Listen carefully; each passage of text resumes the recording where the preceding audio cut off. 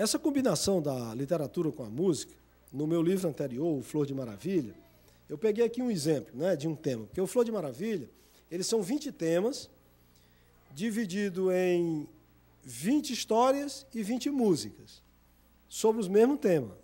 Mas um não está ilustrando o outro, apenas dentro do mesmo tema. Por exemplo, tem uma historinha nesse livro que chama O Piolho Ciumento. O Piolho Ciumento é a história de um piolho que chega na cabeça do menino que é muito amado, e ele fica, assim, irado no sentido, não no sentido atual, que irado hoje é uma coisa boa, né? Ele fica indignado com os pais, pelo fato dos pais fazerem carinho na criança, ao ponto que lá no final ele não suporta viver naquela cabeça e vai embora, né?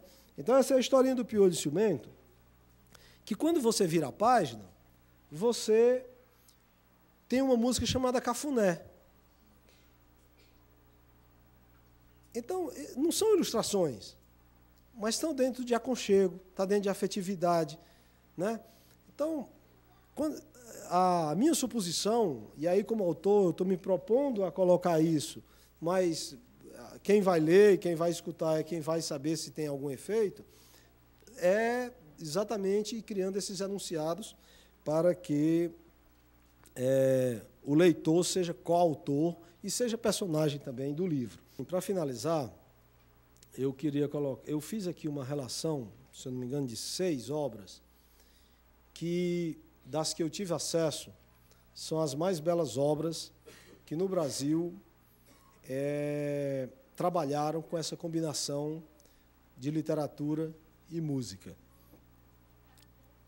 E que, com todo respeito e reverência a elas, eu as vejo como esse grande guarda-chuva que nos estimula a acreditar que esse processo vale a pena e de que fazer coisas bonitas, sinceras, honestas, com a estética, com a ética, o amor e tudo que você coloca dentro do que você faz, valem a pena, porque elas continuam grandes obras, independente do período em que foram feitas. Nos anos 60, aquele disquinho colorido com as fábulas, as grandes fábulas, eles chegaram aqui no Brasil, gente, e recebiam músicas do Braguinha. Aliás, o Braguinha coordenou toda aquela coleção, que depois foi lançada em CD em 2001. E essas histórias, com essas músicas, elas eram colocadas para as crianças com orquestra. Radamés Gnatli, Severino Araújo, tinha participação de pessoas do Quarteto Icida, MPB4. Então, você respeitava uma das coisas que mais se respeita na infância hoje, que é a capacidade de perceber, vou repetir novamente, as nuances. Tem muita gente que até produz para a criança, que acha que a criança não está equipada para receber as nuances, só está equipada para receber o preto e o branco. Essa coisa, o 0 e 1 do computador, né? Por isso que a gente está ficando tudo inteligente e matando a consciência, porque a gente está muito dentro do 0 e 1. Então, me preocupa bastante essa desatenção que nós, pais, temos com o fato que é uma grande mentira a gente imaginar que porque a criança está se mexendo é porque está gostando. Na realidade, nós somos seres vibrantes. Quando adultos, a gente, por conta de normas sociais, acaba meio se podando. Mas como a criança não está podada, ela tem uma liberdade de reagir, quando você coloca qualquer ritmo, qualquer coisa, bem tocada, mal tocada, ela dança. Então, criou-se aí um mito de, poxa, se o menino está dançando, se o menino está pulando, é porque é bom. A criança tem um poder de saber se a coisa é boa ou ruim, acima de qualquer coisa. E eu acho que tem, mas não na observação adulta, na observação dela, que aí é outra história, é outra discussão, né? Um outro trabalho também muito especial que está dentro dessa linha, que foram os Saltimbancos, lançado em 77, o Chico Buarque pegou os músicos de Bremen e fez no Brasil uma adaptação também com alta qualidade, com conteúdos de MPB, que ele é um dos expoentes, e é um outro trabalho também que eu admiro bastante e que está dentro dessa combinação literatura e música. Essa brincadeira de roda, histórias e canções de Niná, é um LP que saiu em 78, e eu acho que já saiu em CD, e eu não pus a data porque eu não localizei a data. Mas, na realidade, a dona Esther Pedreira, que é lá da Bahia, ela escrevia histórias e cantigas da infância, como eu fiz com o Bacurau. Porque, na realidade, o Bacurau, essa expressão Benedito Bacurau e o primeiro trecho da música é uma coisa que a minha mãe cantava para mim, eu não sei de onde ela trouxe, ela já recebeu quando era criança, da avó dela, da mãe dela. Então, a dona Esther tinha feito esse apanhado de histórias brasileiras e de músicas, e a Elba Ramalho gravou um CD contando essas histórias, e que tinha a participação da Solange Maria e do Nóbrega. Só que, no caso aí, a participação do Nóbrega, diferentemente da participação dele no Bacurau, era cantando, né, fazendo a parte das músicas, e a Elba Ramalho contava, narrava. Na realidade, a narração é da Elba Ramalho. É um trabalho também espetacular nessa combinação literatura e música.